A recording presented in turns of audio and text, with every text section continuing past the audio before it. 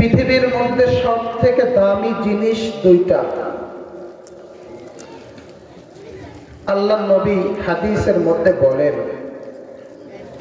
فَإِنَّ خَيْرَ الْكَلَامِ كَلَامُ اللَّهِ وَأَحْسَنَ الْهَدِيِّ هَدْيُ مُحَمَّدٍ صَلَّى اللَّهُ عَلَيْهِ وَسَلَّمَ। আল্লাহ নবী বলেন, পৃথিবীর মধ্যে যত কথা আছে সব কথাগুলোর মধ্যে শ্রেষ্ঠ কথা হলো আল্লাহর কালামের কথা। আর পৃথিবীর মধ্যে যত আদর্শ রয়েছে, যত মত ও পথ রয়েছে, সমস্ত আদর্শ, মত ও পথের মধ্যে শ্রেষ্ঠ পথ হলো মুহাম্মদুর রাসূলুল্লাহ সাল্লাল্লাহু আলাইহি ওয়াসাল্লামের জীবন আদর্শ। পৃথিবীর শ্রেষ্ঠ জিনিস দুটি,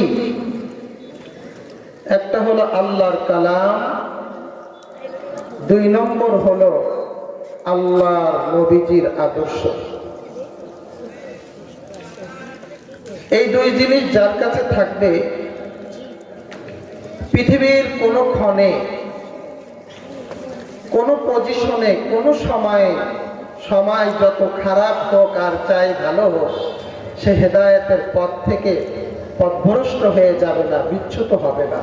আল্লাহর নবী বলেন, তারাকতু ফীকুম আমরাইন লান তাদিল্লু মা তামাসসাকতুম বিহিমা কিতাবাল্লাহি ওয়া সুন্নাতা রাসূলি। আমি তোমাদের কাছে দুটি জিনিস রাখলাম, এক নম্বর হলো কোরআন, দুই নম্বর হলো আল্লাহর নবীর জীবন আদর্শ। যতদিন পর্যন্ত এই দুটি জিনিস তোমাদের কাছে থাকবে, কিয়ামত পর্যন্ত যে কোনো সময়ে, যে কোনো পরিবেশে, যে কোনো সিচুয়েশনে তোমাদের কেউ পথভ্রষ্ট করতে পারবে না। তোমরা থাকবে হেদায়েতের উপরে, তোমরা থাকবে আল্লাহর দেওয়া পথে, তোমরা থাকবে জান্নাতের লাইনে। পৃথিবীর সব থেকে দামি জিনিস তাহলে কয়টা? দুইটা। এই দামি দুইটা জিনিস আল্লাহ পৃথিবীর কোটি কোটি মানুষকে দেয়নি, কিছু মানুষকে দিয়েছেন। এই দামি দুইটা জিনিস আল্লাহ পাক কোনো হিন্দুকে দেয় নাই, এই দুইটা জিনিস কোনো ইহুদি, কোনো খ্রিস্টান কেউ দেয়নি। এই দুইটা জিনিস কোনো বৌদ্ধকে আল্লাহ পাক দেননি। এই দুইটা জিনিস যাদেরকে দিয়েছেন, চিৎকার করে বলেন, তাদের নাম হলো মুসলমান। এজন্য মুসলমান ব্যতীত যত ধর্মের মানুষ আছে, ওরা জাহান্নামের পথে আছে।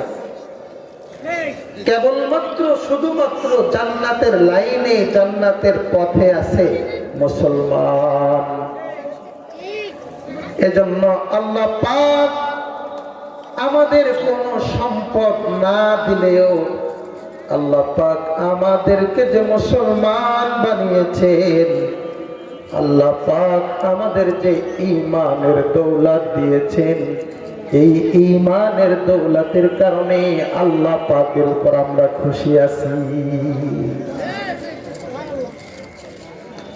নাই বা পেলাম অর্থ করি, নাই বা পেলাম ধন, নাই বা পেলাম সুখের দেখা, হোক না আপন পর। পথের ধুলোয় জীবন আমার হোক ধূসর মলিন, অনাহারে অনাদরে চাকনা কেটেই দিন, তবু দুঃখ আমার নাগাল কবু পাবে না হৃদয়। সব হারালে তাও করি না নিঃস্ব হবার ভয়। আমি মুসলমান, আমার ধন হলো ঈমান, ঈমান নূরের রওশনীতে দীপ্ত আমার প্রাণ। আল্লাহ পাক আমাদের আমাদের পৃথিবীতে কোনো কিছু না দিলেও আমাদের যে মুসলমান বানিয়েছেন, এজন্য আমরা খুশি না বেজার? এই দুইটা জিনিস পৃথিবীর মধ্যে শুধুমাত্র আল্লাহ পাক মুসলমানদেরকে দিয়েছেন। এজন্য আল্লাহ পাকের কাছে শুধুমাত্র মুসলমানের দাম আছে। এজন্য মাওলা পাক এই মুসলমানের কারণে পুরা পৃথিবীর নিজামকে ঠিক রেখেছেন। মুসলমানের কারণে আল্লাহ পাক কাফেরকে খাওয়ান। মুসলমানের কারণে আকাশের সূর্য ওঠে। মুসলমানের কারণে ওই চাঁদ এখনো পর্যন্ত আমাদের জ্যোৎস্না দেয়। মুসলমানের কারণে আল্লাহ পাক तमाम মাখলুকাতের রিজিকের ব্যবস্থা করেন। মুসলমানের কারণে আল্লাহ পাক পুরা পৃথিবীর নিজামকে ঠিক রেখেছেন। যেদিন পৃথিবীতে কোনো মুসলমান থাকবে না, সেদিন আল্লাহ পাক এই পৃথিবীকে আর রাখবেন না। কেন মুসলমানের দাম? কারণ পৃথিবীর সব থেকে দামি দুইটা সম্পদ শুধু মুসলমানের কাছে আছে, আর কারোর কাছে নেই। এই মুসলমানের মধ্যে সব থেকে বেশি দাম এই মুসলমানের উলামা ইকরামের। কেন? কারণ এই উলামা ইকরামের কাছে আল্লাহর কোরআন আর নবীর আদর্শটা সাধারণ মানুষের তুলনায় বেশি আছে। আলেম কোরআন পড়ে, আলেম কোরআন বুঝে, আবার ওই কোরআন বুঝে মানুষের মাঝে বিতরণ করে। এজন্য সমগ্র মুসলমানের মধ্যে, সমগ্র মুসলমানদের মধ্যে বেশি দামি হলো উম্মতের উলামা ইকরাম। ও বাবা, আমরা মনে করি দামি আলেম নয়, দামি হলো ওই টাকাওয়ালা ভাই যার কাছে অনেক টাকা আছে, যার কাছে গাড়ি আছে, যার কাছে দামি বাড়ি আছে, তার দাম বেশি। হ্যাঁ, আমিও বলি তার দাম বেশি। ও বাবা, তার দামটা কয় দিনের দাম? তার দাম হলো যতদিন টাকা চলে, গাড়ি চলে, বাড়ি চলে, ততদিন তার দাম আছে। 60 বছর, 70 বছর দুনিয়ার মধ্যে দাপটের সাথে চলে, যা ইচ্ছা তাই করে, মানুষের সাথে দুর্ব্যবহার করে, দুনিয়ার মানুষগুলোরে কষ্ট দেয়। কেন? সে মনে করে আমি দুনিয়াতে দামি। আমি বলি বাজান, তুমি কয় বছরের দাম? বলে 60 বছরের দাম। আর ওই উলামা ইকরাম মরণের পরে যে অনন্তকালের জিন্দেগি শুরু হবে, যে জিন্দেগির কোনো শেষ নাই, ও বাবা, ওই দিন থেকে উলামা ইকরামের দাম শুরু হয়ে যাবে। কারণ দুনিয়াতে যার টাকা, দুনিয়াতে টাকা চলে, তাই টাকা থাকলে দুনিয়াতে দাম। দুনিয়াতে গাড়ি চলে, তাই গাড়ি থাকলে দুনিয়াতে দাম। দুনিয়াতে বাড়ি চলে, তাই বড় বাড়ি থাকলে দুনিয়াতে দাম। আখিরাতে চলবে নেকি, আখিরাতে চলবে সওয়াব। ও বাবা, উলামা ইকরাম কুরআনে হাকিম তেলাওয়াত করেছে, প্রতিটা হরফ পড়েছে, আল্লাহ আমলনামার মধ্যে 10টা করে নেকি লিখেছে। ওই আখিরাতের টাকাগুলো আলেমদের কাছে বেশি আছে। এজন্য মরণের পরে ওই আলেমের পিছনে পিছনে মানুষগুলো দৌড়াইতে থাকবে। দুনিয়াতে যেমন নেতার পিছনে দৌড়াই, আখিরাতে আলেমের পিছনে পিছনে দৌড়াবে। কেন? কারণ ওই অনন্তকালের জিন্দেগির পাওয়ারফুল লিডার হবে উলামা ইকরাম। সাধারণ মানুষগুলো বাহানা করবে,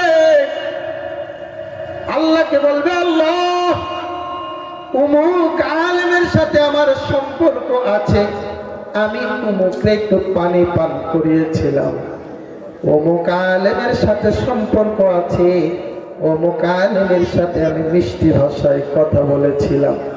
ও আল্লাহর গোলাম, সেদিন চিত্র পরিবর্তন হবে, আলেমের দাম বেড়ে যাবে।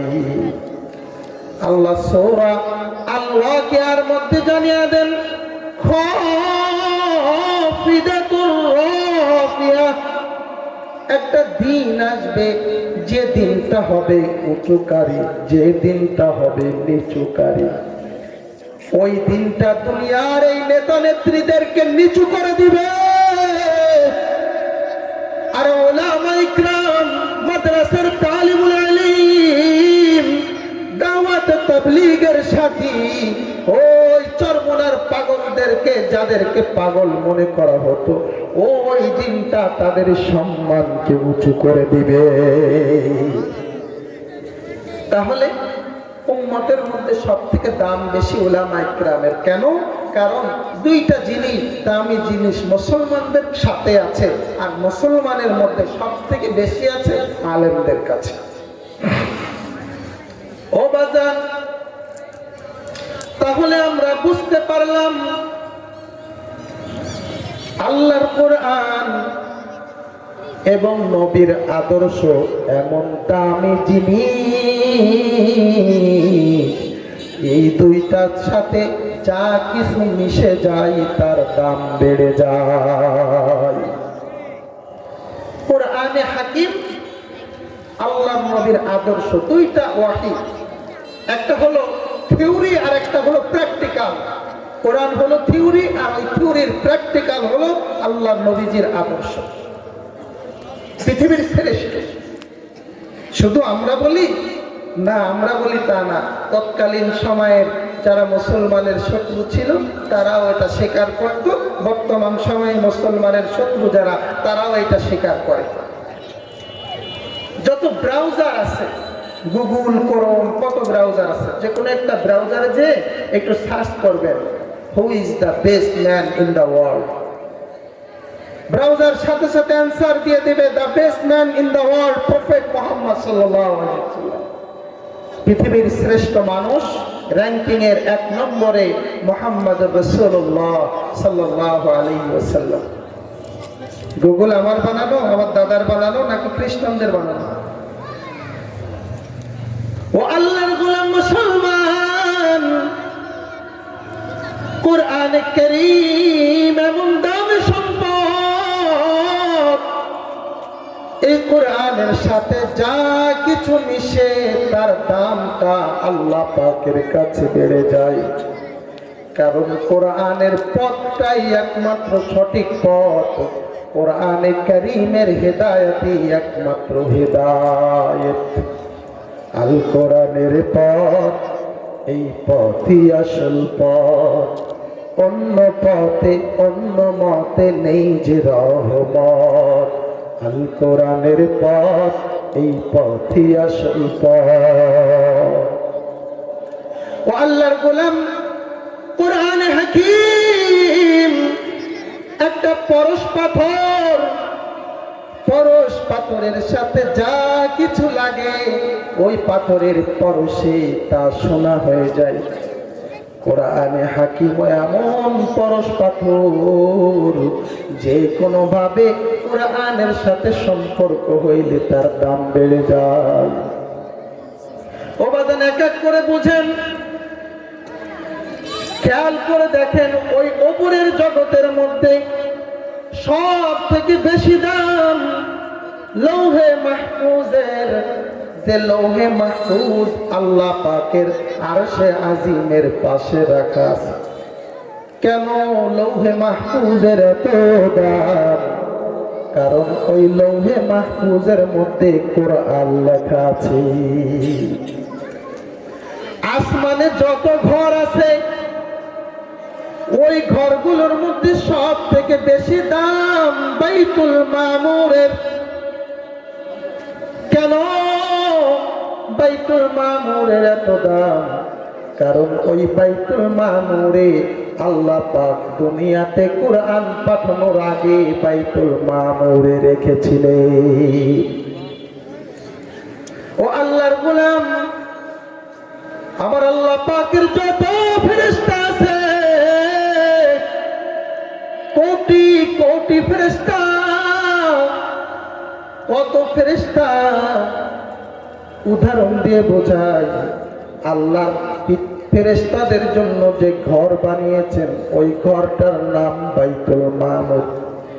ওই ঘরে প্রতি সেকেন্ডে 70,000 ফেরেশতা প্রবেশ করে, আবার প্রতি মুহূর্তে 70,000 ফেরেশতা বের হয়। যারা একবার ওই ঘর থেকে বের হবে কিয়ামত পর্যন্ত আর ওই ঘরে প্রবেশের সুযোগ পাবে না।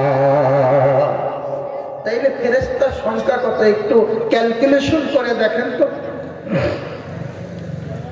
আল্লাহর এত ফেরেশতা, ওই ফেরেশতাগুলোর মধ্যে সব থেকে বেশি দামি হলো জিবরাইল। কেন জিবরাইলের এত দাম?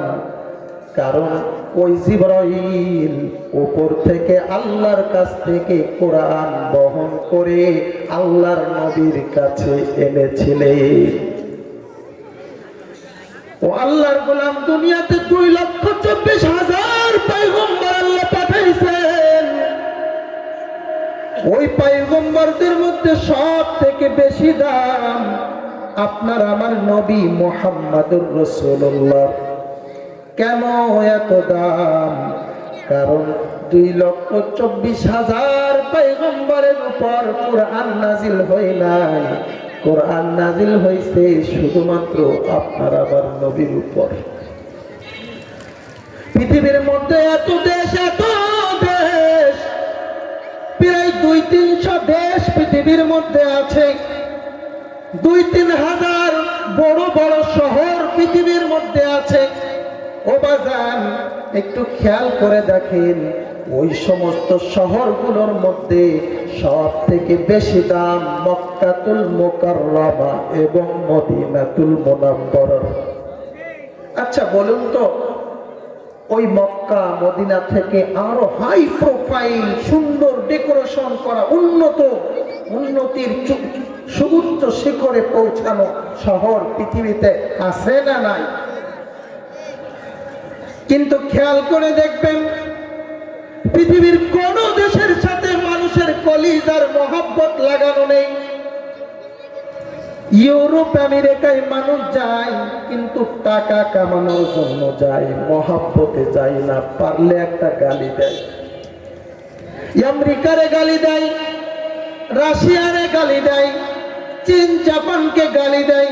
ও বাজার, পৃথিবীর মধ্যে 2টা শহর এমন আছে, ওই শহরের মানুষ গালি দেয় না, বরঞ্চ ওই শহরের নামও মুখে আনলে বলে মক্কাতুল মুকাররমা, মদিনাতুল মুনাওয়ারা। হাতে চুমা খাই, মুখে চুমা খাই। ওই ইউরোপ আমেরিকায় যাওয়ার জন্য মানুষ পাগল নয়, কিন্তু ওই সোনার মদিনায় যাওয়ার জন্য হাজার হাজার আশিক রাসূল বড় পাগল। ওই মক্কা মদিনায় যাওয়ার জন্য লক্ষ লক্ষ মানুষ পাগল। রাতের আধারে নির্জনে তাহাজ্জুদের মুসাল্লা বিছাইয়া কত নওজোয়ান, কত মানুষ কান্নাকাটি করে, আল্লাহ মায়ার নবীর রওজাতে একবার সালাম দেওয়ার তৌফিক দাও। কত বুড়া বাবাজি আছে, বাড়ির কিনারায় গাছ লাগায় রাখছে, নিয়াত হলো ওই গাছ বড় হবে, গাছ বিক্রি করে মক্কা মদিনায় যাবে। কেউ মাটির ব্যাংকে টাকা গোছানো আরম্ভ করে দিছে, ইচ্ছা হলো ওই মাটির ব্যাংকের টাকা ভেঙে মায়ার নবীর রওজা জিয়ারত করবে। ওই মক্কা মদিনার জন্য মানুষ বড় পাগল। ও বাজান, কেন? কারণ অন্য কোনো কারণ নাই। একটাই কারণ, সেটা হলো ওই মক্কা মদিনার মধ্যে আল্লাহ পাক তার কালামুল্লাহ নাজিল করেছে। মনে বড় আশা ছিল যাব মদিনায়, সালাম আমি করব গিয়ে, সালাম আমি করব গিয়ে নবীজির রওজায়।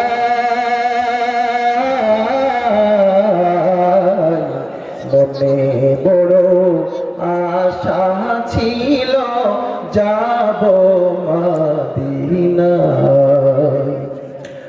আরব সাগর পাড়ি দেব, নাইকো আমার তহরি,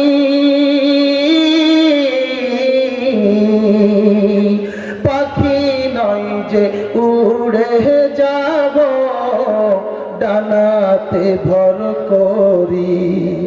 ওই আমার আশায় আছে সম্বল নাই, আশায় আছে সম্বল নাই, করি কি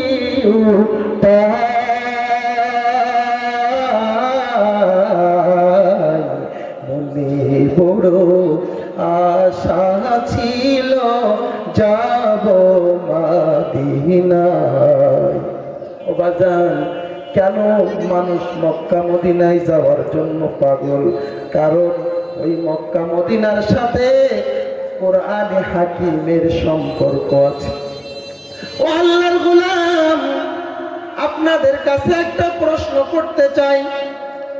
ওই লৌহে মাহফুজে কোরআন থাকার কারণে, যদি লৌহে মাহফুজের সবচেয়ে বেশি দাম হয়, বাইতুল মামুরে কোরআন থাকার কারণে যদি বাইতুল মামুর সবচেয়ে বেশি দামি হয়, জিবরাইল কোরআন বহন করার কারণে জিবরাইল যদি সবচেয়ে বেশি দামি হয়, আপনার আমার নবীর উপর কোরআনে হাকিম নাজিল হওয়ার কারণে আপনার আমার নবী যদি সাইয়্যিদুল আম্বিয়া হয়, যদি ওই মক্কা মদিনার মধ্যে কোরআন নাজিল হওয়ার কারণে ওই মক্কা মদিনার সব থেকে বেশি দাম হয়, ও আল্লাহর গোলাম মুসলমান, তাহলে যে মানুষটার সিনার মধ্যে কোরআনে হাকিম ঢুকে যায়, যে মানুষটার ব্যক্তি জীবনে কোরআনে হাকিম ঢুকবে, যে মানুষটার পরিবারে কোরআন ঢুকবে, যে মানুষটার সমাজে কোরআন ঢুকবে, যে মানুষটার রাজনৈতিক জীবনে কোরআন ঢুকবে, যে মানুষটার দেশের মধ্যে কোরআন ঢুকবে, চিৎকার করে বলুন, ওই মানুষটার আল্লাহর কাছে দাম আছে নাকি নাই? কোরআন হাকিম পরশ পাথর, এর সাথে যা মিশবে সব দামি হয়ে যাবে। কেন? বলে কোরআন তো দামি, কোরআন এমন এক পরশ পাথর, এর মধ্যে কোনো ভুল নেই, ভুলের কোনো সুযোগ নেই। আল্লাহ বলেন আলিফ লাম মিম যালিকাল কিতাবু লা রাইবা ফীহি। কোরআনে কারীম মানুষের জন্য হেদায়েত। আল্লাহ বলেন হুদাল লিন-নাস, কোরআনে কারীম মুত্তাকিদের জন্য হেদায়েত। আল্লাহ বলেন হুদাল লিল মুত্তাকিন। ও আল্লাহর গোলাম, কোরআনে হাকিমের মেসেজের মধ্যে কোনো ভুল নেই, এজন্য কোরআনে হাকিম পৃথিবীর মধ্যে সব থেকে বেশি দামি। কেমনে ভুল থাকবে? কারণ এটা যে আমার মাওলা পাকের কালাম, আমার আল্লাহর জাত ও সিফাতের মধ্যে যেমন কোনো ত্রুটি নাই, ঠিক তদ্রূপ ভাবে আল্লাহর কালামের মধ্যে কোনো ত্রুটি নাই। যেহেতু এটা আল্লাহর কালাম, এজন্য পৃথিবীর মধ্যে কেউ যদি চায় এই কোরআনের আওয়াজকে নিস্তব্ধ করে দিবে, কোরআনে হাকিমকে পৃথিবী থেকে মিটিয়ে দিবে, তাহলে এই চেষ্টাটা ব্যর্থ চেষ্টায় পরিণত হবে, বরঞ্চ সে নিজে ক্ষতিগ্রস্ত হবে, কোরআনের কোনো ক্ষতি হবে না। কেন? কারণ ও বাজান, পৃথিবীর শুরু থেকে নিয়ে এই পর্যন্ত বহুত শক্তিধর অনেক টাকাওয়ালারা এই পর্যন্ত চেষ্টা করেছে কোরআনে হাকিম দুনিয়া থেকে মুছে দেওয়ার জন্য। হাজার হাজার কোরআনে হাকিমের কপি তারা আগুন দিয়ে পুড়িয়েছে, উলামা ইকরামদের ফাঁসির কাস্টে ঝুলিয়েছে। ওই এশিয়ার গ্র্যান্ড রোডের এমন কোন রাস্তা ছিল না যে রাস্তায় ওই ইউরোপের লাল কুত্তার বাহিনীগুলো আলেমদের এক একটা লাশ ঝুলায় রাখি নাই। শাপলা চত্বরে কম আলেমদের হত্যা করি নাই, কিন্তু কইরে বাজান কোরআনের তো কোনো ক্ষতি হয় নাই, বরঞ্চ কোরআনের পরিবেশ আগের থেকে অনেক গুণে ভালো। কেন? কারণ কোরআনের দুনিয়াতে যেটা আছে এটা ফটোকপি, আসল কপি আল্লাহর কাছে। সূরা আল-ওয়াকিয়ার মধ্যে আল্লাহ বলেন, ইন্নাহু লাকুরআনুন কারীম ফি কিতাবিন মাকনুন লা ইয়ামাসসুহু ইল্লাল মুতাহহারুন।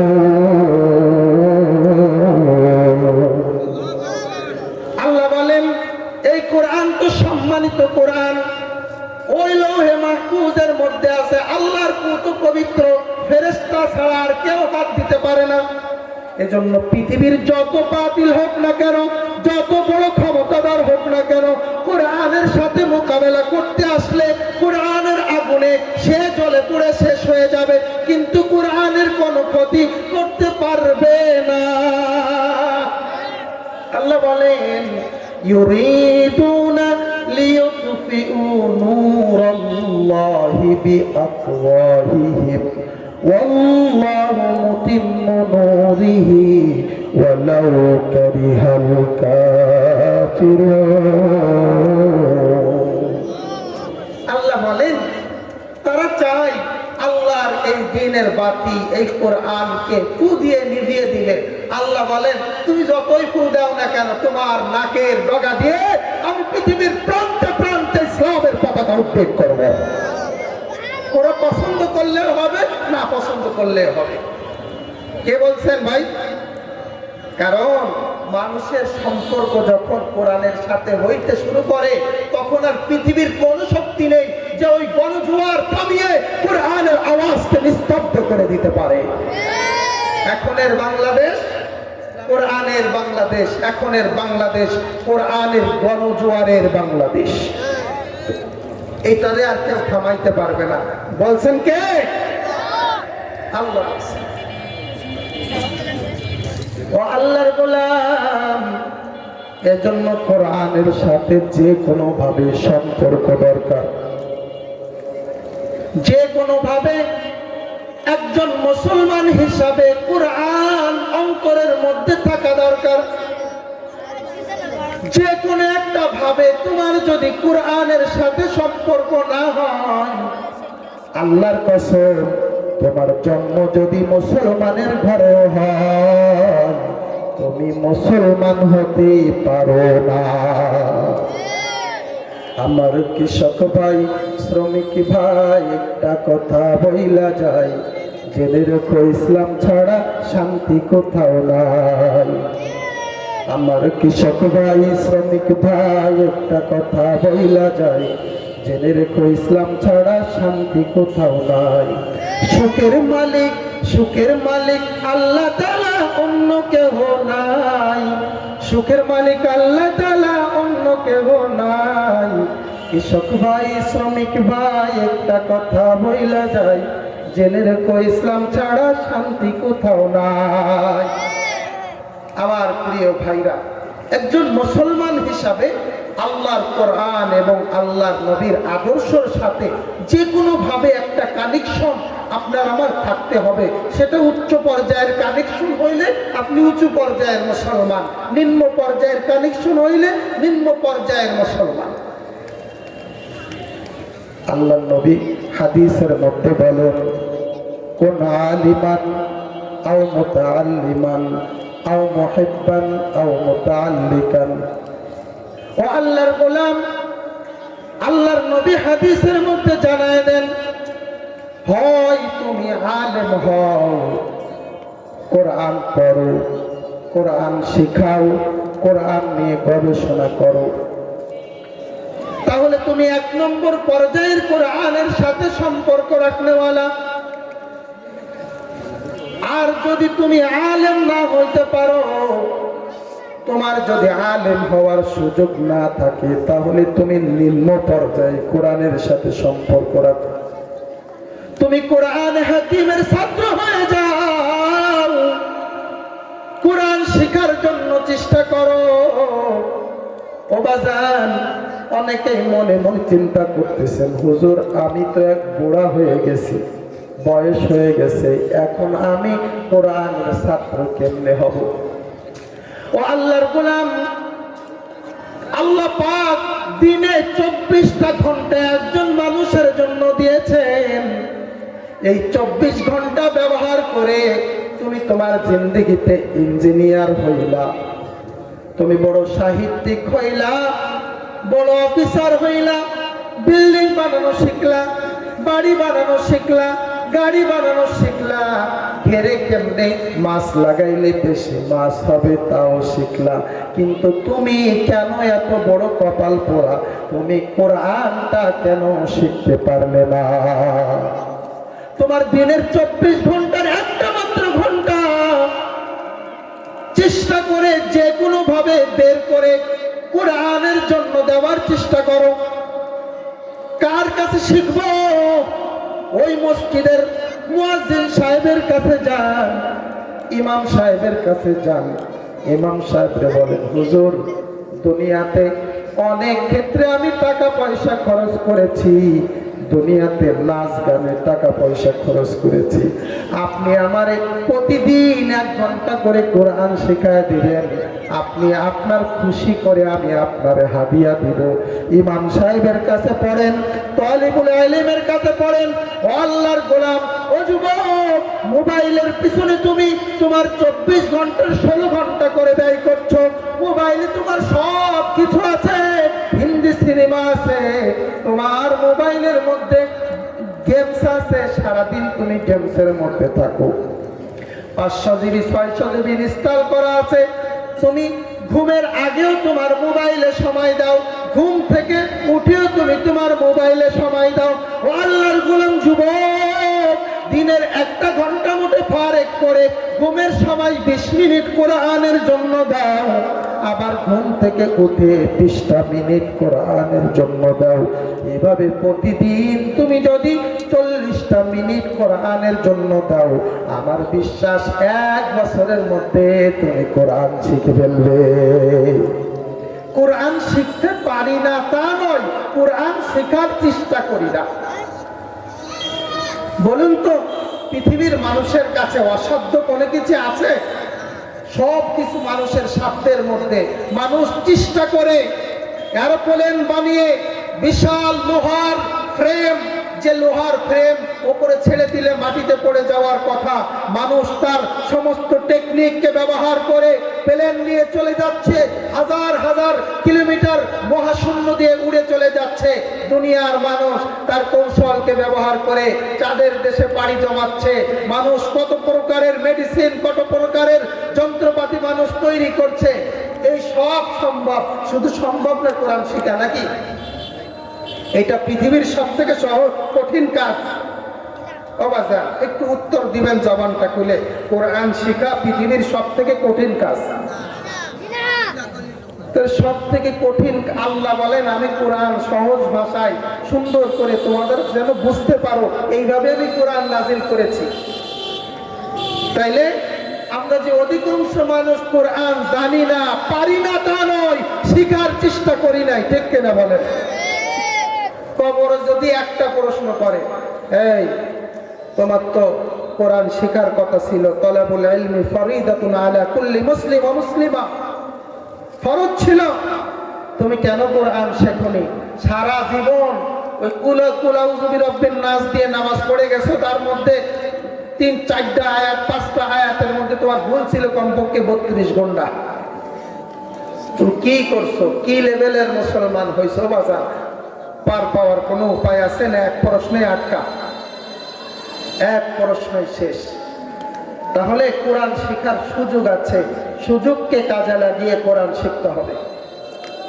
3 নম্বর, আল্লাহর নবী বলেন, আলেম হইতে পারোনি, এভাবে কোরআনের সাথে সম্পর্ক রাখতে পারোনি, তাহলে ছাত্র হও, বলে ছাত্র হইতে পারোনি, তাহলে 3 নম্বর, আও মুহিব্বান, ভালোবাসনেওয়ালা হও, কোরআনকে ভালোবাসো। কোরআনকে কেমনে ভালোবাসবো? কোরআনের মাদ্রাসাকে ভালোবাসো, কোরআনের আলেমকে ভালোবাসো, কোরআনের তালিবুল ইলমকে ভালোবাসো, কোরআনওয়ালাদের সাথে মহব্বত রাখো। একজন সাধারণ মানুষ হিসাবে তোমার সবচেয়ে বেশি ভালোবাসা যেন তোমার মসজিদের ইমামের সাথে হয়। একজন মুসলমান হিসাবে তোমার সবচেয়ে বেশি ভালোবাসা যেন তোমার মসজিদের খতিবের সাথে হয়। একজন সাধারণ মানুষ হিসাবে তোমার সব থেকে বেশি ভালোবাসা যেন তোমার এলাকার মাদ্রাসার সাথে হয়, মাদ্রাসার উস্তাদদের সাথে যেন তোমার ভালোবাসা হয়। এইটা যদি হয় তাহলে তুমি কোরআনকে ভালোবাসনেওয়ালাদের কাতারে পড়বা। আল্লাহর গোলাম যুবক, ও মুসলমান, আমাদের নেতার সাথে খুব রকমের সম্পর্ক আছে, নেত্রীর সাথে খুব সম্পর্ক আছে, ওই খেলাধুলার মাঠের সাথে খুব সম্পর্ক আছে, কিন্তু যে মসজিদের ইমাম সাহেব তোমার আমার বাবা মরে গেলে জানাজার নামাজ পড়াবে, যে ইমাম সাহেব তোমার জন্য দোয়া করবে, তোমার মায়ের জন্য দোয়া করবে, তোমার বালা মুসিবতে দোয়া করে, তোমার 5 ওয়াক্ত নামাজের ইমামতি করে, ও মুসলমান, কেন এমন কপাল পড়া হইলা? ওই ইমাম সাহেবের সাথে কেন সম্পর্ক তোমার নাই? মানে তোমার কোরআনের সাথে সম্পর্ক নাই, কোরআনের পরিবেশ ভালো লাগে না। আলেমদের সাথে সম্পর্ক রাখো, বলে এইভাবেও কোরআনের সাথে সম্পর্ক রাখতে পারি না, আলেমদের সাথে সম্পর্ক করতে পারি নাই, তালিবুল ইলমের সাথে সম্পর্ক করতে পারি নাই। আল্লাহর নবী বলেন 3 নম্বর স্তরের সম্পর্ক যদি তোমার না হয়, আও মুতাআল্লিকান, কোরআনের সাথে সম্পর্ককারী তুমি হও। কোরআনদের সাথে সম্পর্ক করতে পারো না, মাদ্রাসা হয়, ওই মাদ্রাসার ছাত্রদের লজিং লেখে সম্পর্ক রাখো, মাদ্রাসায় অর্থনৈতিক সহযোগিতা করে মাদ্রাসার সাথে সম্পর্ক রাখো। বাবা ও বাজান, মাদ্রাসার কাজ হয়, মাদ্রাসার কাজে শরীক হয়ে স্থায়ীভাবে কোরআনের সাথে সম্পর্ক রাখো। আল্লাহর নবী বলেন, কোরআনের প্রথম স্তরের সম্পর্ক রাখো, হয় আলেম হও, নয় তালিবুল ইলম হও, নয় ভালোবাসনেওয়ালা হও, নতুবা যে কোনো ভাবে মাদ্রাসা মসজিদ আলেম ওলামাদের সাথে সম্পর্ক রাখো। 5 নম্বরে হইও না ওয়ালা তাকুন খামিসান ফাতুহলিকা, আলেমের শত্রু হইও না, কারণ আলেমের শত্রু যদি তুমি হও, তুমি যত বড় ক্ষমতার অধিকারী হও না কেন, তোমার কপালের মধ্যে ধ্বংস আল্লাহ লিখে দিছে। ওই স্বৈরাচার, 17 বছরের স্বৈরাচার, কোনো কিছুর অভাব ছিল না, বিশাল ক্ষমতার অধিকারী ছিল, খুব স্ট্রং একটা মন্ত্রিসভা ছিল, তাদের পাওয়ারের ঠেলায় রাস্তাঘাট দিয়ে চলা যাইত না, টাকা পয়সার কোনো কমতি ছিল না। ও বাজান, 47 সাল পর্যন্ত থাকতে চাইছিল, আল্লাহ 17 মিনিটও সময় দেয় নাই। কেন? বিশ্লেষণ করে দেখেন তার এমন পরিণতি কেন হইল? কারণ তার সব ছিল, কিন্তু উলামায়ে ইকরামের সাথে সম্পর্ক ছিল না। আলেম আর কোরআনের প্রশ্নে সে দিল ফেরাউন, এজন্য তার কোনো কিছু কাজে লাগে নাই, সব ধ্বংস হয়ে গেছে। কেন? কারণ আল্লাহ বলছেন, কোরআনের সাথে শত্রুতা থাকলে, আলেমের সাথে শত্রুতা থাকলে তার ধ্বংস অনিবার্য। বলেছেন কে? সেটা শেখ হাসিনা হোক আর যে হাসিনা হোক, যত বড় ক্ষমতার অধিকারী হোক না কেন, কোরআনের সাথে শত্রুতা করলে তার ধ্বংস অনিবার্য। ও বাজার, এজন্য সামনে যারা ক্ষমতায় আসবে শিক্ষা নিতে হবে। শেখ হাসিনার কি কারণে জুতার বাড়ি খেয়ে বাংলাদেশ থেকে গেল, ওই একই কারণ যদি আমার মধ্যে আসে, তোমার মধ্যে আসে, তুমি যত বড় দল হও না কেন, যত তোমার গণজোয়ার থাকুক না কেন, যত তোমার ক্ষমতা থাকুক না কেন, ও তো 17 বছর থাকছে, তুমি 17 মিনিট সময় এই দেশে পাবে না। কেন? কারণ কোরআনের শত্রু মানে কার শত্রু? আল্লাহর শত্রু। এজন্য বাজান, কোরআনের সাথে যে কোনো ভাবে আমাদের সম্পর্ক হতে হবে, কোরআনের কাছে মানুষদেরকে আনতে হবে। কারণ কোরআন এমন পরশপাথর, মানুষ এর কাছে বুঝে আসুক আর না বুঝে আসুক, মানুষ হেদায়েতের নূর পেয়ে যায়। হযরতে ওমর ফারুক রাদিয়াল্লাহু তাআলা আনহু, আল্লাহর নবীর একজন জবরদস্ত সাহাবী। মন্ত্রিসভায় বৈঠক হয়েছে, বাপ দাদাদের ধর্মের এই চুনকালি আর সহ্য করা যায় না। মোহাম্মদ তো সব কিছু ফাঁস করে দিচ্ছে, কবে চাল খাইছি, কবে ডাল খাইছি, কার কি করি, কোথায় নারী নিয়ে আড্ডা দিছি আর যা যা করছি সব তো মোহাম্মদ বলে দেয়। এই অপমান সহ্য করে পারা যায় না।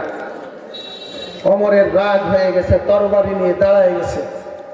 তোমরা আর টেনশন করো না, এত বৈঠক আর এত বসাবসি আর পারা যাবে না, টাইম দাও আমারে, আজকে আমি যাব, মুহাম্মদের ফয়সালা আমি নিজেই করে আসবো। হযরত ওমর ফারুক উন্মুক্ত তরবারি নিয়ে বের হয়ে গেছে, রাগে অগ্নিশর্মা, গড়গড় করে আল্লাহর নবীর দরবারের দিকে যাচ্ছেন। পথিমধ্যে হযরত নাঈম বিন আব্দুল্লাহ রাদিয়াল্লাহু তাআলার সাথে দেখা হয়ে গেছে। ওমর, এত রাগ কেন? তরবারি উন্মুক্ত কেন? যাও কই? ওমর বলে, বাধা দিও না, সামনের থেকে সরো, আজকে মুহাম্মাদের একটা ফয়সালা করেই তারপরে আসবো, মুহাম্মাদের কল্লা আজকে নামায় দেব। নাঈম বিন আব্দুল্লাহ মুস্কি হাসে। নাঈম বিন আব্দুল্লাহ বলে, ওমর, মুহাম্মাদের খবর পরে নিও, আগে বাড়ি যাও, তোমার ঘরের খবর নাও, মুহাম্মাদের খবর পরে নিও। শুনছি তোমার বোন ভগ্নিপতি কালিমা পড়ে মুসলমান হয়ে গেছে, বলেন না সুবহানাল্লাহ। এই কথা শুনে ওমরের মেজাজ খারাপ হয়েছে। হযরত ওমর ফারুক পথ পরিবর্তন করলেন, বোনের বাড়ির দিকে রওনা হয়ে গেলেন। বোনের বাড়িতে পৌঁছে গেলেন। বোন ওমর ফারুকের উপস্থিতি টের পেয়ে কোরআনে হাকিমের তেলাওয়াত করছিলেন, ওই পাণ্ডুলিপিগুলো লুকিয়ে ফেললেন। হযরত ওমর ফারুক ঘরে প্রবেশ করলেন। ঘরে প্রবেশ করে রাগান্বিত হয়ে বোনকে বললেন, কি পড়ছিলে? তোমরা নাকি বাপ দাদার ধর্মের চুনকালি মেখে মুসলমান হয়ে গিয়েছ। হযরত ওমর ফারুক এই কথা বলেই ভগ্নিপতিরে পিটানো আরম্ভ করে দিলেন, বেধড়ক আঘাত শুরু করে দিলেন। ভগ্নিপতি রক্তাক্ত হয়ে পড়লেন। পাশে ফাতেমা স্বামীর এমন রক্তাক্ত অবস্থা দেখে আর সহ্য করতে পারলেন না, স্বামীকে বাঁচানোর জন্য সামনে গেলেন। হযরত ওমর ফারুক রাগে রাগে রাগান্বিত হয়ে বোনের কপালে আঘাত করে ফেললেন। বোনের কপাল দিয়ে দর দর করে করে রক্ত পড়ে। এবার বোন ঈমানের তেজে তেজদীপ্ত হয়ে বলে উঠলেন, ওমর, যতই আঘাত করো না কেন, এই যে কালিমা পড়ছি, কেউ আমাদের চাপে পড়ে কালিমা পড়াই নাই, বুঝে শুনেই পড়ছি, যতই মারো না কেন আমাদেরকে তোমরা এই কালিমা থেকে সরাইতে পারবে না। হযরত ওমর বোনের দিকে ফিরে তাকাইলেন, যে বোন এখনো পর্যন্ত ভাইয়ের মুখের উপরে কোনো কথা বলে নাই, আজকে এত হুঙ্কার দিয়ে কথা বলছে। ওমর বোনের চেহারার দিকে তাকাইলেন, তাকায় দেখলেন বোনের কপাল দিয়ে রক্ত পড়ছে। ওমরের দিলের মধ্যে মায়া চলে আসলো। ওমর এবার বোনরে বললেন, ও বোন, কি পড়ছিলে? ওই পড়াটা আমার একটু শোনাও। বোন বলে, না, অপবিত্র অবস্থায় শোনা যাবে না, উজু করে আসো, পবিত্র হয়ে আসো, তারপর শোনাবো। খাব্বাব রাদিয়াল্লাহু তাআলা খাটের নিচে লুকানো ছিলেন। ওমরের অবস্থা নরম দেখে বের হয়ে পড়লেন। ওমর গোসল করে আসলো। খাব্বাব রাদিয়াল্লাহু তাআলা এবার কোরআনের তেলাওয়াত শুরু করলেন। খাব্বাব রাদিয়াল্লাহু তাআলা সূরা তাহা তেলাওয়াত করে করে ওমরকে শোনাইতে লাগলেন। ওই সূরা তাহার তেলাওয়াতের এত পাওয়ার, ওমর নিচের দিকে মাথাটা দিয়ে মন্ত্রমুগ্ধ হয়ে হয়ে আল্লাহর কালামের তেলাওয়াত শুনে আর ওমরের চোখ বেয়ে বেয়ে পানি পড়ে। খাব্বাব রাদিয়াল্লাহু তাআলা প্রথম রুকু পড়ে ফেললেন। প্রথম রুকু পড়ে খাব্বাব পড়লেন, ইন্নানি আনাল্লাহ লা ইলাহা ইল্লা আনা ফাবুদনি ওয়া আকিমিস সালাতা লিযিকরি। ওমর এই আয়াত, খাব্বাব এই আয়াত তেলাওয়াত করলেন। তখন ওমর রাদিয়াল্লাহু তাআলা আনহুর শরীরের মধ্যে কম্পন হয়ে গেল। ওমর রাদিয়াল্লাহু তাআলা আনহু নিজের অজান্তেই বলে ফেললেন, লা ইলাহা ইল্লাল্লাহ, আল্লাহু আকবার। খাব্বাব ওমরকে ডাক দিয়ে বলে, ওমর তোমার জন্য একটা সুসংবাদ। আমি একদিন আগে মায়ার নবীকে তোমার নাম ধরে দোয়া করতে শুনেছি। ও খাব্বাব চলো, ওমর চলো, আর দেরি নেই, আল্লাহর নবীর দরবারের দিকে চলো। হযরত ওমরকে নিয়ে খাব্বাব আল্লাহর নবীর দরবারে চলে গেলেন। কিন্তু সাহাবা দেখে ওমর বাঘ সিংহ পুরুষ, তার হাতে উন্মুক্ত তরবারি, প্রবেশ করা যাবে না, ওমরে ঢোকার পারমিশন দেওয়া যাবে না, কারণ ওমর যদি মায়ার নবীর আঘাত করে বসে বড় ক্ষতি হয়ে যাবে। নবী জিজ্ঞাসা করলেন, কে আসছে? বলে ওমর আসছে। আল্লাহর নবী বললেন, ওমরে বাধা দিও না, ওমরে ভিতরে প্রবেশ করতে দাও। ওমর রাদিয়াল্লাহু তাআলা ভিতরে প্রবেশ করলেন। আল্লাহর নবীর সামনে দাঁড়ালেন, তরবারিটা হাতে আছে। আল্লাহর নবী ওমরকে দাঁড়ানো অবস্থায় ওমরের বুকের মধ্যে একটা হাত দিলেন। হাত দিয়ে বললেন, ওমর তোমার কি ফিরে আসার সময় এখনো হয় নাই? হযরত ওমরের চোখ দিয়ে পানি বের হয়ে গেল। আল্লাহর নবীকে ওমর ডাক দিয়ে বললেন, ইয়া রাসূলুল্লাহ, এই যে উন্মুক্ত তরবারি, আপনাকে হত্যা করার জন্য ওমর আজকে আসি নাই, এই উন্মুক্ত তরবারি আপনার সামনে রাখলাম। আল্লাহর নবী এই কোরআনে হাকিমের তেলাওয়াতের এত পাওয়ার, কোরআনের নূর আমার অন্তরের মধ্যে ঈমানের নূরটা জ্বালায় দিয়েছে। আল্লাহর নবী হত্যা করার জন্য আসি নাই, স্যালেন্ডার করতে আসছি।